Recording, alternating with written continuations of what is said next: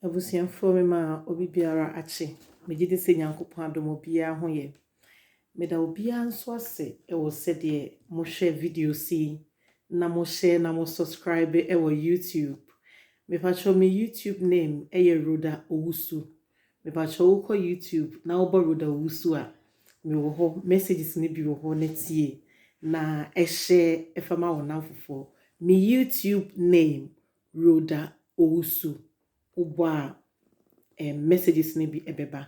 Me do bi bia se fear of God asafo, deeper life asafo. Me classmates na fofo me da obia se. Nyankopon hire obi biara.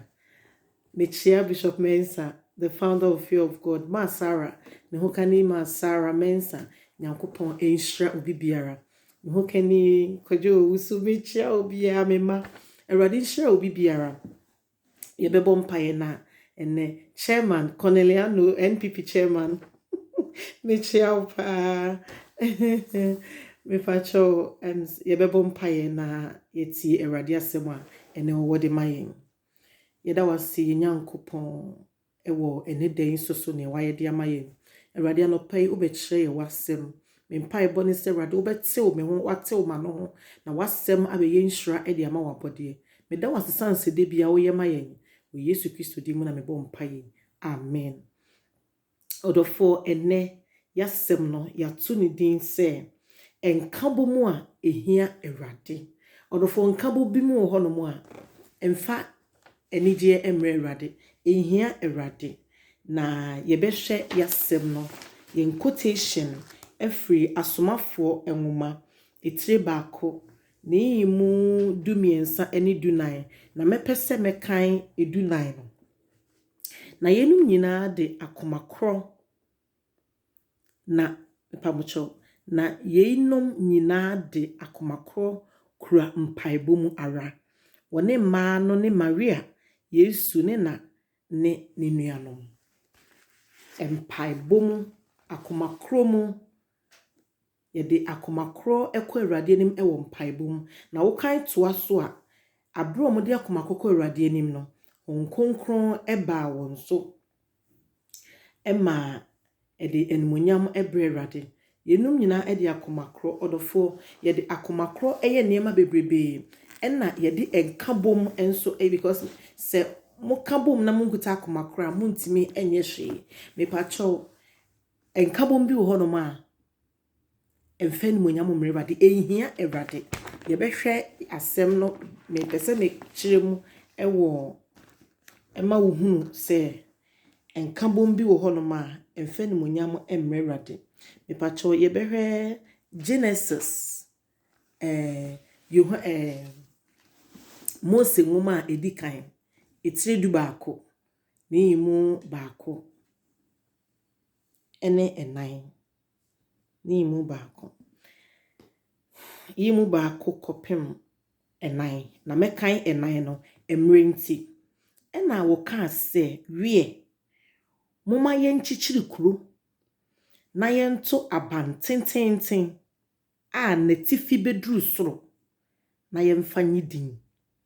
na yen hwete asase nyina ani asase wo na boy na wachichi kuro e de ahwete asase ni no ato abanso so de agidin odofo nkabom na wo kabom no akomakro na wo ye no wo de ye demonstration de ase ne ma de agidin na wo ba news so ana eno no ehia Erade emfa ni monyam emre Erade ma wo nkabom na wo kabom no emfa ni monyam emre Erade ma emfa ehia de emre Erade enkabom a emfa ni monyam emre Erade ebi ene Joseph ni nuanom so we kan Genesis chapter 50 verse 15 to 20 Joseph ni nuanom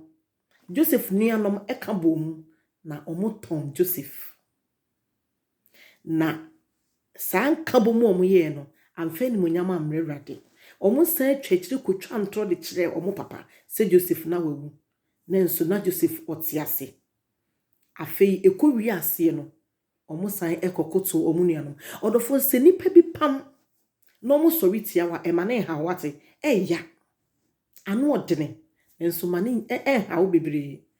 fisan se o se ade nyina mu no yɛmfa nimonyam ema onyankopɔn sɛ nipa bi pam wo ma pam abusua pam etia wa ema ne haw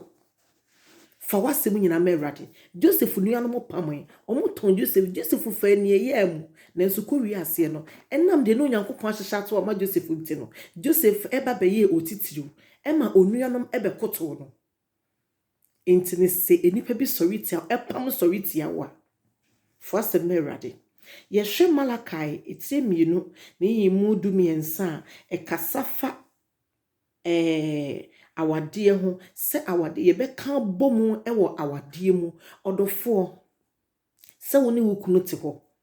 motu kwan wo simi kunu asifie enti me nso mɛyɛ me nso mɛsi me fie wasi fie a me nso mɛsi bi ɛna yɛ de maame na wo kunu asifie na nso si bi ɛno nkyɛ sɛ mo yɛ nkabom ɛsɛ sɛ abre nyinaa no yɛ nkabom ai menyimi ma bɛyɛ adwuma de me sika ama wo maame sɛ nye wo kunu nkan ne mabrokyire obi ntimi amfa wa ama wo busuafo amfa wa ama wo nanfofo amfa wa ama wa ni loto ukuru na kire ne yem kom na de mpaibo ebe fa obedura buchi asola betena ne menso Awurade mo ayen menkasa me yebofo yen ya yakoto sa ama ne ni mu nyina Awurade mo ayen ne ni mra ye ho so na yentimi nsore na ye ne yekurum enye nkabom na beboa yen senkabom wa awade mu ebe ye tene so obonefo ba bewuram na watete awade ani mu enam se ye nye nkabom akoma na nye kro etire ni ntimi mpam nye kro ntino ama ede enema bebre obonefo na ba awura awade ani mu watete awade na pansam enkola ne so tete eje bi na wodani wo mpaso a wowuo na opese obeka ne ma bom nti ofre ne ma ne nyina ehia na kamiti kakra bia ma wowu na okache ne ma no so momfa praye mra oba no praye obia eba a omfa praye mra o se wo praye bum usubu diem emofra na ntimi emu owie no so monsa ne praye no munyini makoma na mububu omunyini makoma ko bubu mu a na o amie na no ena papa ne free mu na omo ka kire wo ho se yeja ya wonam kwanso a wo kosre yebeka bom sanse wasem a wuwo mu wakire wama yehunu se nkabom ewie yie na se kabom a yensusu yebetimi ediye se de wo papa wonso wadiye no odofo megidi se emre ni nti no yebema nsem na ayentintia sanse ene no nipa emresua yehwe Acts chapter 2 verse 1 to 4 eno so onkonkron esane wa abra na anuanom na asuafo akabom ewo mpaibom akomakro ewo mpaibom mepamcho Acts chapter 1 verse 13 to 14 yehia ewo akomakro ewo mpaibom Oba chapter 2 no verse 1 to 4 na ehon na honkonkron esane ye se wo bɔ mpaye ye nyina ye hie mu bɔ mpaye na enya akomakora onyankopɔn honhom ntimi ma ho ene ye waso de ma ye bɔ mpaye no na obi miamiafo so na obo game odofo ne oba ye den tenafie ne bɔ game emma say you are wasting your time and you are wasting my time also for no wasting the time ene ne ote ho no a wo bɔ game de disturb no ono so wasting the time me bɔ mpaye se ye nyina ye be sorry na yetimi enya adwensachra yehwe Acts chapter 4 verse 32 to 37 no so o se asafo mu anuado abra asafo ni nyina ebeye nkabom akomakoro no yebetimi aye evangelism yakwa abonte akoka nyankopon asem na bra wo hwe Acts ho no ma wo redi a wo se wo mko abonte koka nyankopon asem wo de nkabom ni akomakoro no nipa empem miensa ena beji wo nyankopon diye enkabom that is the power of unity enkabom we here Awurade ebinum akabom ya akomakoro omodi nsemone ediewu yenkabom ni enkoto bomb ni empre nipa don't menye victim ewo nkabom ediewu die ni di mbone beba fankabom wadie ni monyam bebre Awurade enkabom we here Awurade odofo menyankopon honhom nkasa nkyerɛw menua menyame honhom entnetene netimi ye de se efata na obi biara obepese obekasa nkabom gise unya akomapa unya akomapa wuntimi nya nkabom ye ya ye hyire nya de akomapa enye sa ye nyina ya kabom se efa bonkum no wonso obefa nifa ye nyina se efa nifa no obepa ya fa bonkum eno no enye nkabom no Mose Israel fo nyina beye bone na Mose ne Aaron aye nkaboma komakom kotoyo no mabɔ mpae se Awurade hu omobo enku omo ni nyina mu no Awurade etie na ogye wo mo odofo ne mede masem ne ebesi ha mempese ebeye tintin bebrebe se de beye nipa ebetime nya bre na yetie na de animonyam abre Awurade enu nti ene yesem no ose enkabom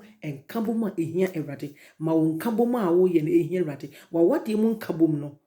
ma ehia Awurade ye nkabom a ede animonyam bebre wo ma wankasa wo daache na wonya asetena papa ede ama Awurade ebebo mpaye egu Awurade asem so asafo Awurade yeda wase wa ma ye nwu a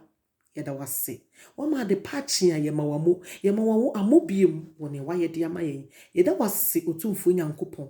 ne wa ya ma ye doso Awurade wankasa wo ye nkabom hene eja oba ne wonkonkro wona mo kabom na mo ye ade nyina ma ne wie peye yeda wase papa wo cheche shira wasem so manema ewie pa ema yeda wase wo Yesu Kristo di mu ne bompaye amen odofo me YouTube name eye Rhoda Owusu ye be sen hie biom ne de video biom abro mesrew bo uko YouTuber type Rhoda Owusu share me videos no share na subscribe na amayetime nya nkranhye e de bi asa abro bio me gidi se wo beye enu nti e na wo hwe nyankopon enhira wo no nye okese ontre wa hie mu Awurade nhiro bibiara bye bye ye be san ehie biom